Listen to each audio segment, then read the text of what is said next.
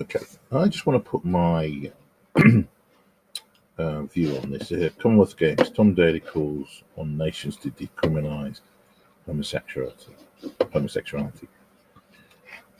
The thing is, when someone or homosexual community decides to start getting involved with something like this, what will this lead to? Because at the moment he's saying that homophobia is massive in the sport, blah blah blah, and here we have him, English diver Tom Daly has called for more Commonwealth countries to decriminalise these homosexuality. If they don't, what will happen? What will happen if they don't? It says here homosexuality remains illegal in 70% of the 53 Commonwealth countries. 70%. So, he's an openly gay man, and here in the UK, and in Australia, a place like that, he can do whatever he wants. But now he wants to. Here we go. By Birmingham and the next Commonwealth Games in 2022, I really hope we see a decrease in that number of countries that criminalise LGBT issues.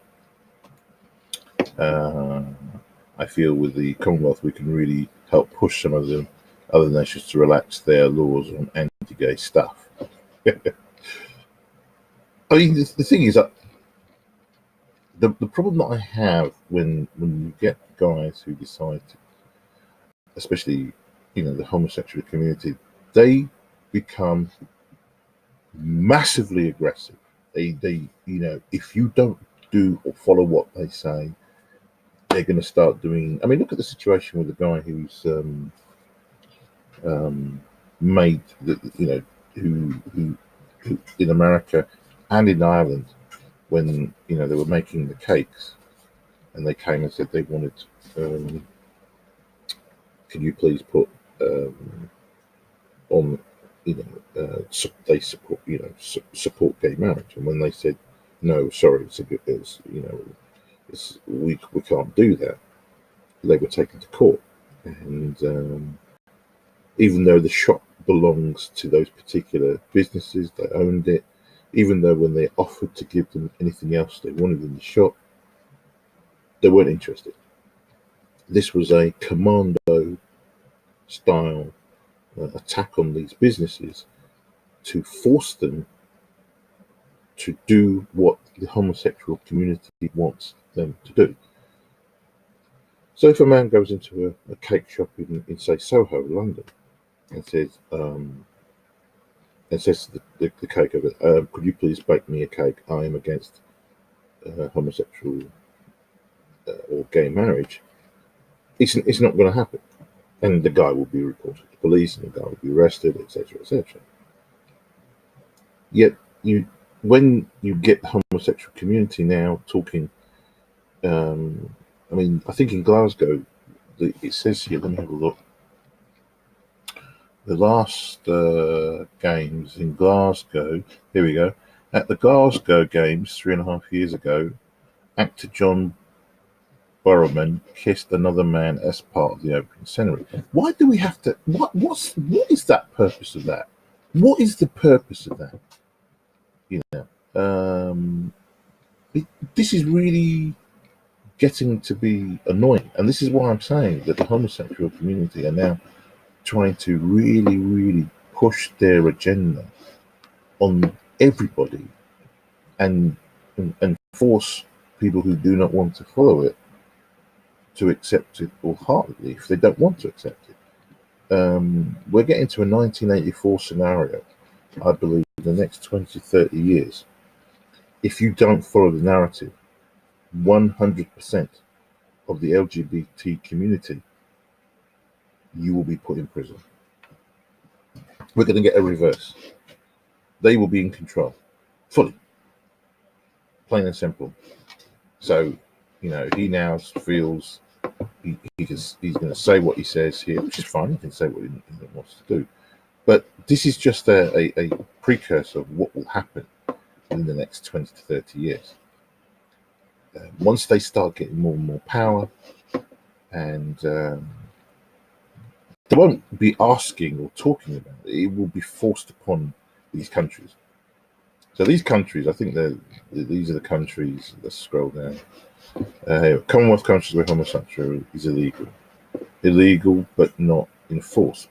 Barbados, Samoa, Botswana, uh, Sierra Leone, Cook Islands, Singapore, Dominica, Sri Lanka, Jamaica, Tonga, and so on and so on. Tobago, Trinidad and Tobago, Malawi, Namibia, and so on and so on. Punishment by imprisonment. These are countries here: Cameroon, Bangladesh, Swaziland, Pakistan, India, Ghana,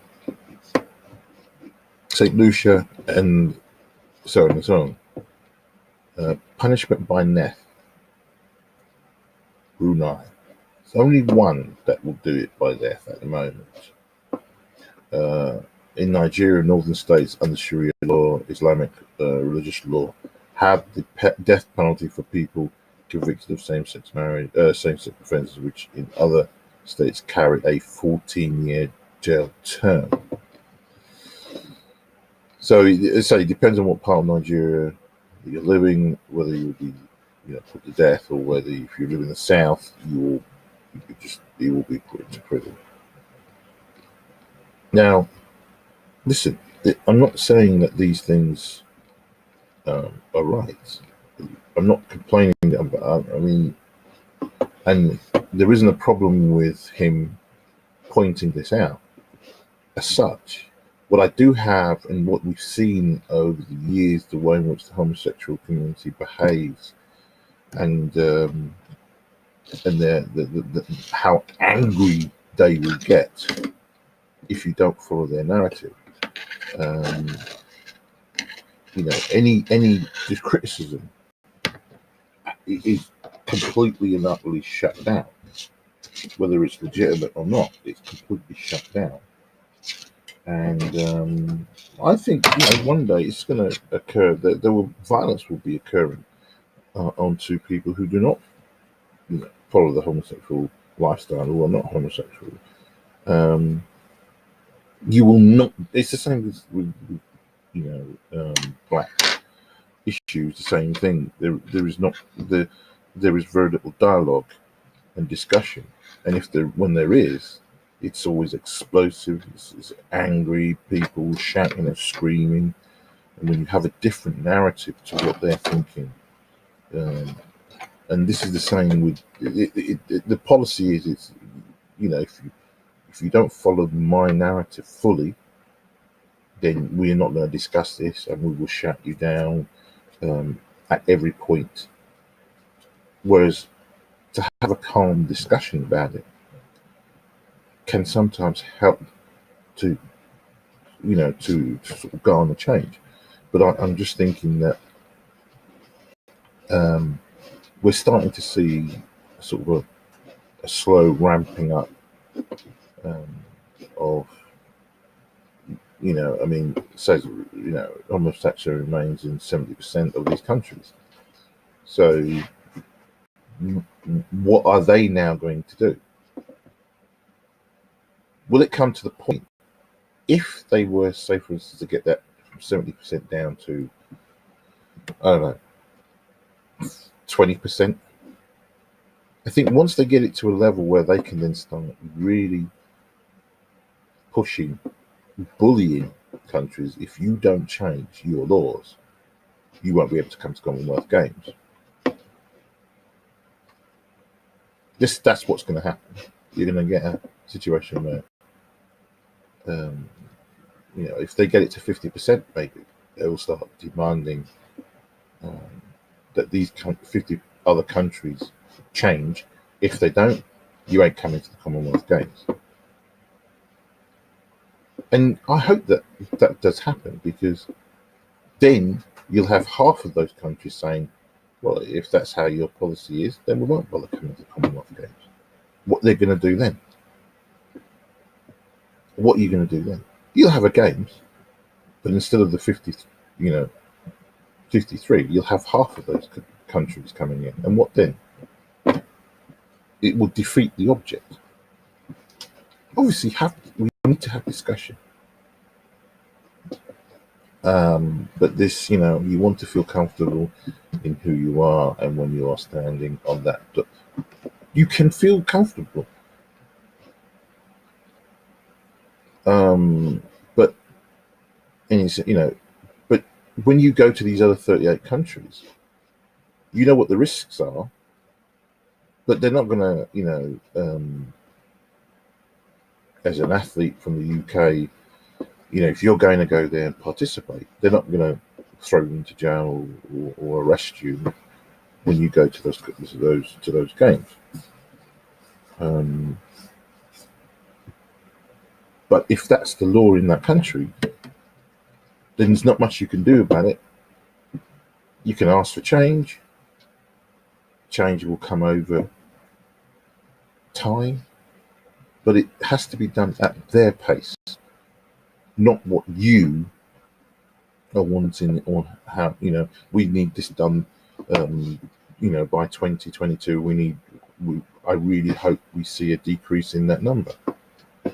You might see, what happens if it drops to 36? What then? You know, you say, I feel with the Commonwealth we can really help push some of the other nations to relax their laws. When you say push, it means to force these countries to change their law. That's what you want. You know, this is what the Commonwealth is about. It is about the power. And you think just because the Commonwealth, you're going to force these countries to relax their laws. I hope it doesn't happen. I hope those Commonwealth countries tell you to fuck off and mind your own business. We will run our countries how we want to run it, not how Mr. Daly feels they should run their countries by. It's as simple as that. So, yeah, I mean that's my view on the matter. I mean, look here. This guy here has pointed out at this guy kissed this guy, the guys were against, you know, he said the number of Commonwealth countries that were homosexual, where homosexuality is a criminal offence, has dropped from 43, but to what? Was it by 1, 2, 3? What was it? What did it drop by? We don't know. So I think, Mr. Daly, it's a case of, you know, you cannot force any country until this country becomes a country that's governed by one government, a world government, which will happen within the next 50 to 100 years. Until then, these countries are all sovereign. They apply their laws how they want to apply it. But if you're going to try and force these countries, because these countries are part of the Commonwealth, and you are thinking at some point, I'm sure you guys in the LGBT community are trying to look for ways in which to force these countries to change their laws. Don't be surprised if some of them say, you know what, if that's how you want to be, we'll walk away. We'll just walk away. We won't come to the games. You know, and I hope they do, because it will show you that in this life, everybody has a choice, and everybody must be allowed to choose how they live their life. You are now able to live your life how you want to live it, but don't be telling other people and other countries how they administer their laws. You live in the UK. This is where you live, and if you know that these countries have these laws and you don't feel you can be safe there, don't go there. Plain and simple. Don't go there. But I do feel that the narrative will be one day, when the world does have a world government, God knows how, maybe run by the UN, maybe by the Americans, I don't know. What will then happen is that the homosexual community will then force this narrative that all nations of the world will be forced to decriminalise homosexuality. There won't be any discussion. It will be forced upon them. So, anyway, that's my view. Thanks for listening.